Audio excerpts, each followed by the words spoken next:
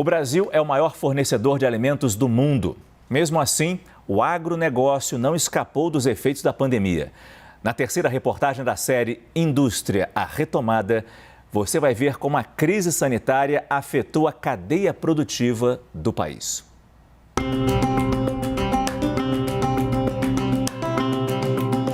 O trabalho e investimento no campo que transformaram o Brasil no maior fornecedor de alimentos do mundo.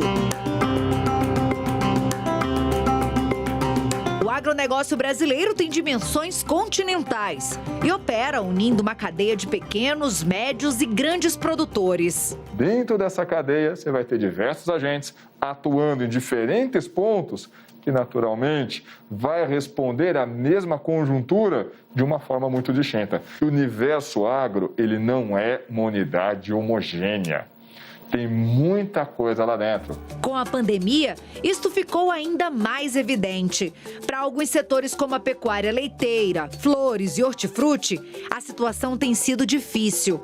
No circuito das frutas, que concentra pequenos e médios produtores numa região de 10 municípios do estado de São Paulo, no ano passado, a colheita foi boa, mas as vendas despencaram porque as portas foram todas fechadas. Porque hoje o que está suprimido o nosso consumo, escolas, creches, restaurantes, são áreas que consomem muito da gente, está fechado.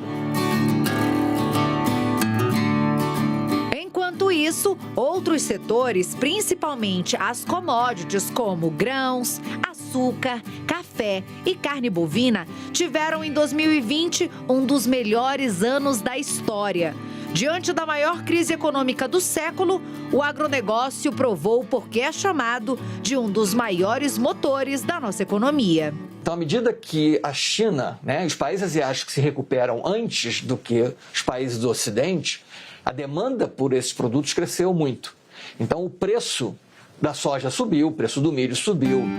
A disparada dos preços provocada pela retomada mundial ajudou o Brasil a alcançar 100 bilhões e 800 milhões de dólares em exportações, o segundo maior valor da série histórica, e um faturamento 18,2% maior que em 2019. Mesmo com a automação crescente na produção, o setor gerou empregos para mais de 61 mil brasileiros, o melhor resultado em 10 anos.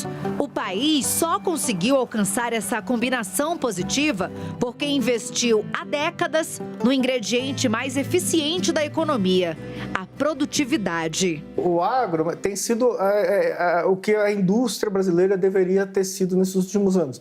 Cresce a produtividade, então se você olha a produtividade por área plantada, por qualquer critério que você for olhar a produtividade da agricultura brasileira cresce, então a gente consegue produzir mais. Produzir mais e melhor no mundo que demanda mais alimentos promove benefícios numa longa cadeia que vai muito além da terra plantada.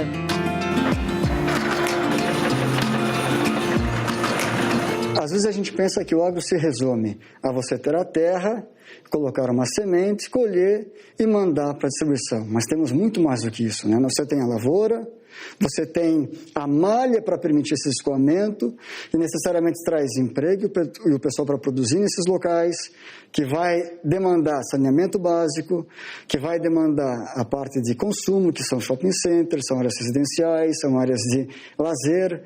Então é interessante ver como tudo isso está conectado. Nesta multinacional, uma das maiores fabricantes de maquinário agrícola do mundo, o boom do agro foi a ponte para atravessar os impactos causados pelo novo coronavírus.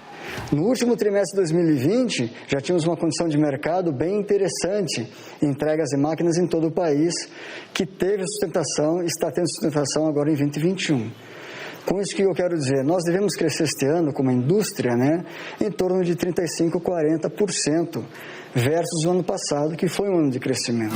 Os números já são bons, mas os resultados podem ser ainda melhores. Para os especialistas, o Brasil ainda pode se beneficiar muito mais de todo o potencial do campo. Para isso, uma das estratégias seria passar a investir mais na industrialização dos produtos.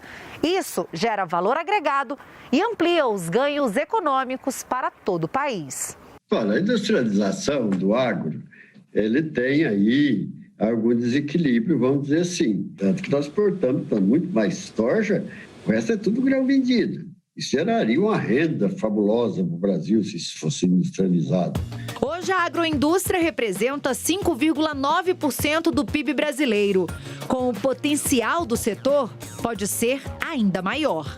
Agregar valor às atividades primárias, seja ela agropecuária, seja ela extrativo mineral, é industrializar, né? Então, acho que a gente tem um eixo de desenvolvimento para a indústria a partir desse dinamismo que as atividades do agro têm. A gente encontrando esse equilíbrio, eu acho que o agronegócio continua bom para o produtor, bom para o consumidor e bom para o Brasil nas questões das exportações. Agregar valor também passa por plantar cada vez mais em um terreno que o agronegócio já comprovou que dá muitos frutos: a tecnologia. Quando a gente pensa em tecnologia, não estamos falando apenas ali de máquinas, de equipamento, do trator, do drone, do satélite. Não é apenas isso. Mas é você, por exemplo, conseguir produzir num clima tropical produtos que são de climas temperados. Caso clássico é a soja. E esta demanda vai muito além do agro. Na pandemia, a tecnologia nos processos industriais se transformou em necessidade e intensificou uma corrida mundial por inovação. Em que lugar a indústria brasileira está nesta disputa? Você descobre no próximo episódio da série Indústria, a Retomada.